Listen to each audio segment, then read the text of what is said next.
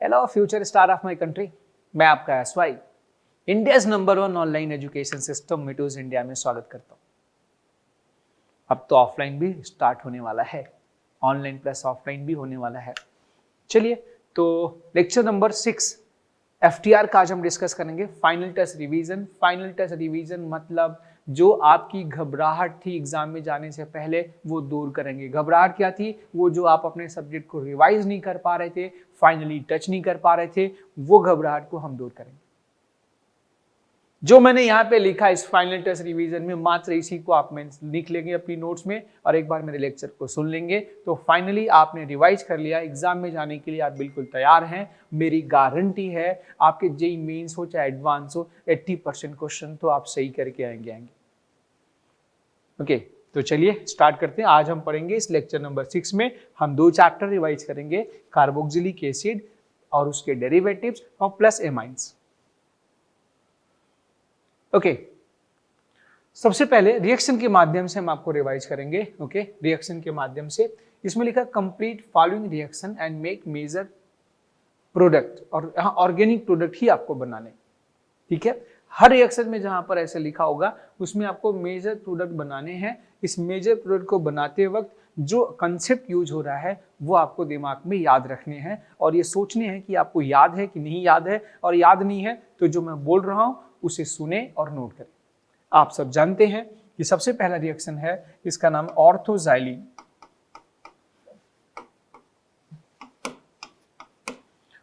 इसमें लिखा ऑर्थोजाइलिन का रिएक्शन हम KMnO4H+ या K2Cr2O7H+ से कराते हैं तो जाइलिन के ये बेंजाइलिक कार्बन का जो हाइड्रोजन है की वजह से ये बेंजाइलिक कार्बन कार्बोक्सिलिक एसिड में ऑक्सीडाइज जाता है, और जो A है, A के स्थान पे हमें बन जाता है phthalic acid.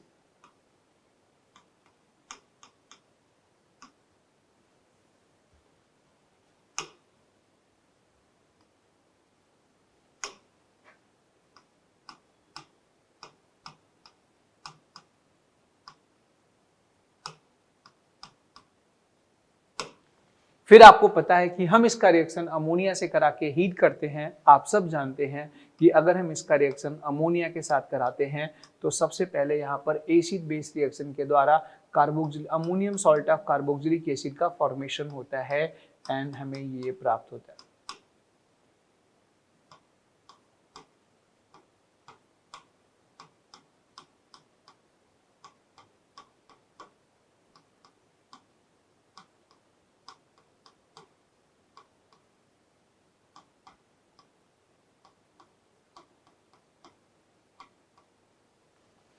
Ammonium salt of carboxylic acid का फॉर्मेशन होता है, और इस ammonium salt of carboxylic acid को अगर हम हीट करते हैं तो वाटर बाहर निकल जाता है। आप सब जानते हैं वाटर कैसे निकलेगा, ये 2H और ये O, यहाँ से 2H और ये O बाहर निकल जाएगा और ये बन जाएगा थैलमाइड। ये नॉर्मल हीटिंग पे हमें थैलमाइड का ही फॉर्मेशन होता है, लेकिन अगर हम इसे स्ट्रॉन्ग हीटिंग, फर्दर हीटिंग कर दे वापस, तो यहां पर जो बना कंपाउंड है ये थैलमाइड है।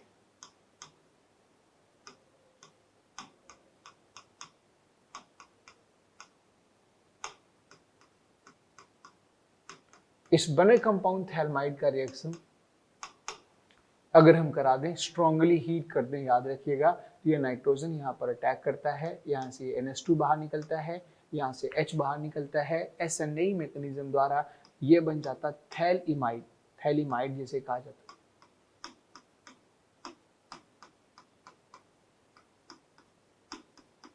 इस थैलिमाइड का हाइड्रोजन काफी एसिडिक है, की वजह से रिएक्शन करेंगे तो ये यहाँ से इस OH को निकाल लेगा, वाटर के रूप में ये बाहर निकल जाएगा और यहाँ पर बन जाएगा थैलिमाइड का anion, potassium phthalimide.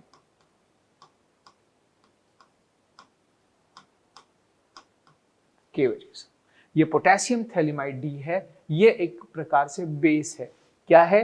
D base है, साथ में न्यूक्लियोफाइल है, लेकिन याद रखिएगा ये बेस और न्यूक्लियोफाइल दोनों का काम करता है।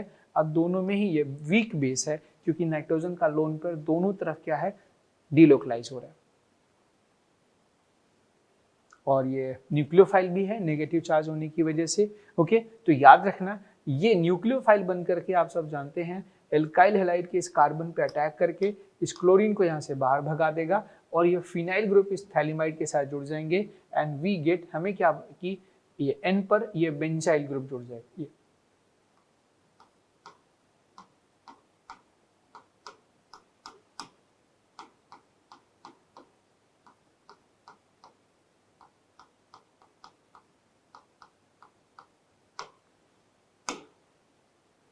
N benzyl phthalimide. N benzyl phthalimide का वाटर और केवेज के साथ अगर आप रिएक्शन करा दें तो एन बेंजाइल थैलिमाइड का वाटर केवेज के साथ रिएक्शन कराने पर ये बॉन्ड टूट जाएगा, ये वाला बॉन्ड भी टूट जाएगा, ये वाला बॉन्ड टूटेगा और यहाँ पर आ जाएगा C पर प्लस और N पर माइनस, फिर ये वाला बॉन्ड टूट जाएगा C पर प्लस और N पर माइनस, ये N पर इस वाटर के 2 H आ जाएंगे एंड वी गेट, हमें एक तो बनेगा यहाँ पर, एक तो बनेगा ये amine 1 degree amine,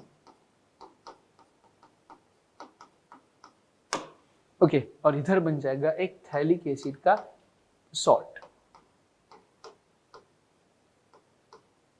potassium phthalate, potassium phthalate. और आपको बता दूं यहां से यहां तक का रिएक्शन है ये थैलिमाइड का प्रयोग करके ये जो आपने 1 डिग्री एमाइन का फॉर्मेशन किया, इस रिएक्शन को कहते हैं Gabriel phthalimide synthesis of 1 degree amine. अच्छा, आप पढ़ेंगे एक रिएक्शन की एमाइंस का प्रिपरेशन है, ये एमाइंस का प्रिपरेशन।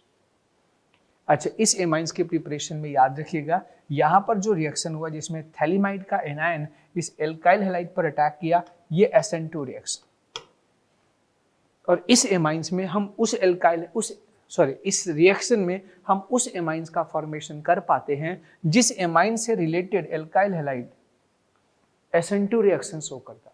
इस बात को याद रखना, इस मेथड द्वारा गैब्रियल थैलिमाइड सिंथेसिस में हम 1 डिग्री एमाइन का फॉर्मेशन करते हैं, लेकिन केवल उस 1 डिग्री एमाइन को बना पाते हैं जिसका corresponding related alkyl halide SN2 reaction show करता। ओके, तो ये क्वेश्चन आपके एग्जाम में पूछा जा सकता है, हो सकता है कि एक ही रिएक्शन दे करके पहले ये लिख दे, फिर ये लिख दे, फिर ये लिख दे, फिर ये लिख दे, फिर ये लिख दे, फिर लास्ट में पूछे क्या बने। अब इसमें F और G में से एक को आप F बना सॉल्ट हो जाएगा और एक G, यहाँ पर कुछ स्पेशल नहीं है तो G और F में दोनों में से कोई हो सकता है। अब आपके एग्जाम में क्वेश्चन पूछा जा सकता है, जैसे मैं एक और सवाल पूछूं, question which are the following amines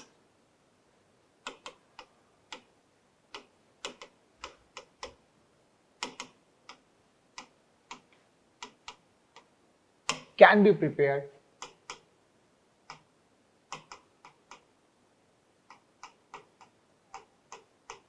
by Gabriel Thalamide synthesis of 1 degree amine. Gabriel Thalamide synthesis of 1 degree amine.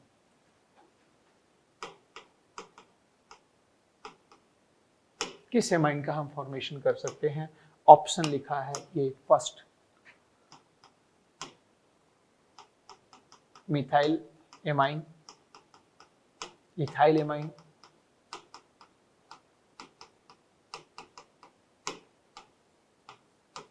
Tertiary butyl amine, dimethyl amine, diethyl amine,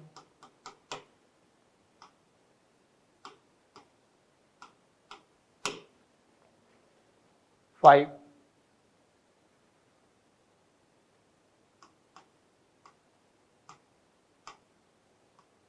ट्राइथाइलेमाइन, 6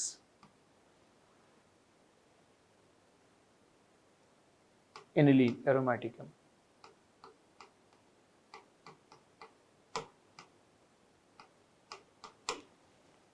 7 बेंजाइलेमाइन,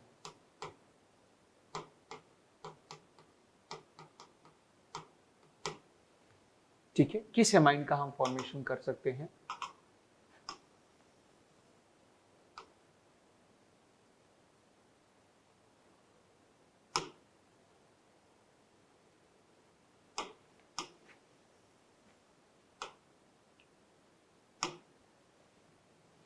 okay, तो आप बताइए। देखिए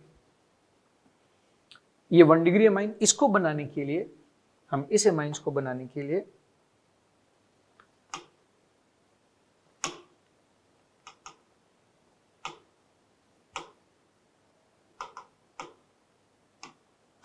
इस एमाइंस को बनाने के लिए ये जो पिछला रिएक्शन था, यहाँ पे जो एल्काइल हैलाइड हमने लिया था, इस एल्काइल हैलाइड की जगह हमें मिथाइल क्लोराइड लेना पड़ेगा। अगर हम यहाँ पर एल्काइल हैलाइड की बात करूँ तो यहाँ हमें मिथाइल क्लोराइड लेना पड़ेगा, और मिथाइल क्लोराइड में SN2 रिएक्शन संभव है, इसलिए ये ले सकते हैं। इसको बनाने के लिए हमें लेना पड़ेगा इथाइल क्लोराइड या क्लोरोईथेन, इसमें भी SN2 रिएक्शन पॉसिबल है, इसलिए हम इसे भी ले सकते हैं। अच्छा, 3 डिग्री एमाइन बनाने के लिए हमें टर्सरी ब्यूटाइल क्लोराइड लेना पड़ेगा, और 3 डिग्री पर SN2 रिएक्शन नहीं होता, इसलिए हम ये नहीं लेते, क्योंकि SN2 वाली माहौल अगर क्रिएट करेंगे तो वहाँ SN2 के बजाय E2 हो जाता है। ओके, तो इस एमाइंस का फॉर्मेशन गैब्रियल थैलमाइड द्वारा हम इफेक्टिव तरीके से नहीं कर सकते। हम इसकी बात करें 2 डिग्री एमाइन तो हम बना ही नहीं सकते। अच्छा, ये 3 डिग्री एमाइन का फॉर्मेशन हम कर नहीं सकते। अब हम बात करें एरोमेटिक एमाइन को बना सकते कि नहीं बना सकते हैं। एरोमेटिक 1 डिग्री एमाइन अगर हमें बनाना है तो हमें इस NH2 के स्थान पे Cl रख के देखना पड़ेगा। ये एल्काइल हैलाइड, इस एल्काइल हैलाइड में SN2 रिएक्शन नहीं होता, इसलिए ये एमाइन का फॉर्मेशन भी नहीं कर सकते। लेकिन दोनों सेम चीज मैंने लिख दिया, बोथ आर सेम चीज। इसमें थोड़ा करेक्शन कर दें, यहाँ पर मैं अगर ऐसे लिख दूं बेंजाइल एमाइन, बेंजाइल एमाइन अगर हमें बनाना होगा तो हमें लेना पड़ेगा बेंजाइल क्लोराइड, बेंजाइल क्लोराइड लेना पड़ेगा। और याद रखिएगा बेंजाइल क्लोराइड में SN2 रिएक्शन संभव है, इसलिए हम इस एमाइन का फॉर्मेशन कर सकते हैं। ये क्वेश्चन आपके एग्जाम में पूछा जा सकता है, या तो किस एमाइन को बना सकते हैं, या तो ये रिएक्शन से पूछा जा सकता है। ओके, तो चलिए अब हम बढ़ते हैं अगले क्वेश्चन की तरफ। Next question. ओके, इस क्वेश्चन को करने के लिए देखिए इसमें क्या रिएक्शन लिखा है। इसमें ओजोन H2O का रिएक्शन हम इसके साथ करा रहे हैं, और ये ओजोन H2O अगर है, जिंक नहीं है, रिड्यूसिंग एजेंट इसके साथ नहीं है, तो इसे हम कहते हैं, इस रिएक्शन का नाम होगा ऑक्सीडेटिव ओजोनोलिसिस। और ऑक्सीडेटिव ओजोनोलिसिस में एल्कीन के किसी कार्बन पर अगर हाइड्रोजन है तो वो कार्बन कार्बोक्सिलिक एसिड में ऑक्सीडाइज हो जाता है। तो यहाँ पर ऑक्सीडेटिव ओजोनोलिसिस के बाद में यहाँ पर याद रखिएगा क्या बनेगा, आप सब जानते हैं कि ओजोन का एक ऑक्सीजन इधर, एक ऑक्सीजन राइट साइड में, और तीसरा ऑक्सीजन इस H2O के साथ H2O2, और फिर H2O2 फिर क्या करता है, एल्डिहाइड को ऑक्सीडाइज कर देता है। तो जिस कार्बन पर हाइड्रोजन है वो कार्बन हो जाएगा एसिड में, तो यहाँ पर ए प्रोडक्ट जो बन जाएगा ये एसिटिक एसिड होगा। ये दोनों प्रोडक्ट आपस में सेम होंगे, दो एसिड, याद रखिएगा ये है एसिटिक एसिड।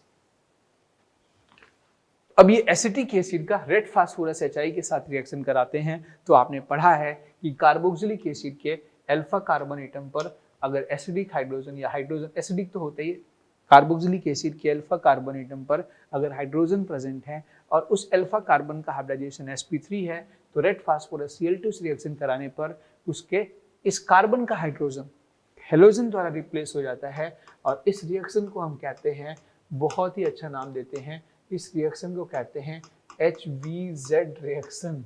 बोले क्या अच्छा नाम सर, क्या खाक अच्छा नाम, तो हमारा अच्छा है, पप्पू गप्पू। ओके,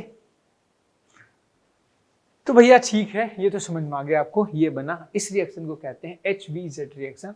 अब HVZ रिएक्शन की खास बात यह है कि HVZ रिएक्शन तभी होगा जब एसिड के अल्फा कार्बन एटम पर हाइड्रोजन होगा और उस अल्फा कार्बन का हाइब्रिडाइजेशन sp3 होगा। ठीक है, अब याद रखना, अगर यहाँ पे लंबी सी कार्बन चेन लगी हो तो भी कार्बोक्सिलिक के अल्फा कार्बन पर हाइड्रोजन हटा के क्लोरीन लगा दो, बस। अब हम बात करते हैं सोडियम बाइकार्बोनेट। सोडियम बाइकार्बोनेट के बारे में तो आपको पता ही है कि सोडियम बाइकार्बोनेट में जो बाइकार्बोनेट है ये यहाँ से एसिडिक हाइड्रोजन को चुरा लेगा और ये बन जाएगा salt, CH3COO- sodium salt plus H2CO3, और ये H2CO3 हीट करने पर इसमें टूट जाएगा, याद रखिएगा ये टूट जाएगा CO2 प्लस H2O।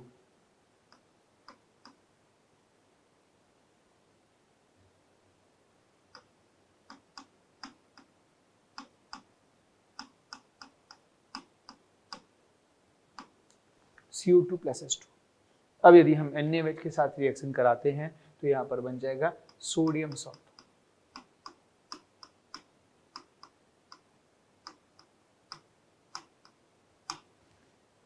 NaOH क्या करेगा, इसके एसिडिक हाइड्रोजन को चुरा के सोडियम सॉल्ट में कन्वर्ट कर देगा। H+ और H2SO4 की प्रेजेंस में अगर हम हीट करते हैं, कभी भी याद रखिएगा, 2 कार्बोक्सिलिक एसिड को फास्फोरस पेंटाऑक्साइड या H2SO4 की प्रेजेंस में अगर कभी हीट किया जाए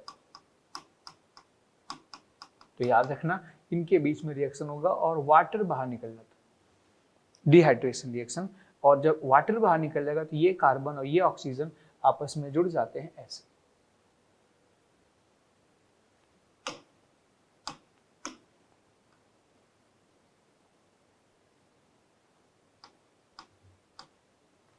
एसिटिक एसिड का एनहाइड्राइड बनेगा। और इसके बारे में आप जानते हैं कि इथेनॉल का रिएक्शन अगर हम कार्बोक्सिलिक एसिड से कराते हैं H+ की प्रेजेंस में, तो रिएक्शन का नाम होता है एस्टरिफिकेशन, है ना, एस्टरिफिकेशन आप जानते हैं।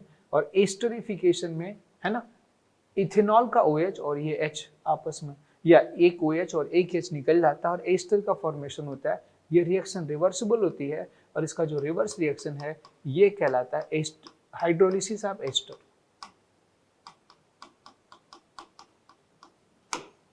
और लिथियम अमोनियम हाइड्राइड के साथ रिएक्शन करते हैं तो कार्बोक्सिलिक एसिड का कार्बन जो है ये अल्कोहल में रिड्यूस हो जाता है और बन जाता है आपका फेवरेट इथेनॉल। मुस्कुरा रहे हैं आप इथेनॉल के नाम पे, ओके। और रेड फास्फोरस HI के साथ कराते हैं तो रेड फास्फोरस HI एक सर्व साफिंग एजेंट, मतलब सब को रिड्यूस कर देता है, हर फंक्शन ग्रुप को रिड्यूस कर देता है और हाइड्रोकार्बन में कन्वर्ट कर देता है। अर्थात यहाँ पर कार्बन रह जाएंगे और उसके साथ सिर्फ हाइड्रोजन जुड़ जाएंगे। तो आप क्या करेंगे, 2 कार्बन है और 2 कार्बन से हाइड्रोजन जोड़ेंगे तो बन जाएगा इथेन। ये था क्वेश्चन नंबर 2। अब हम इसके आगे पढ़ेंगे क्वेश्चन नंबर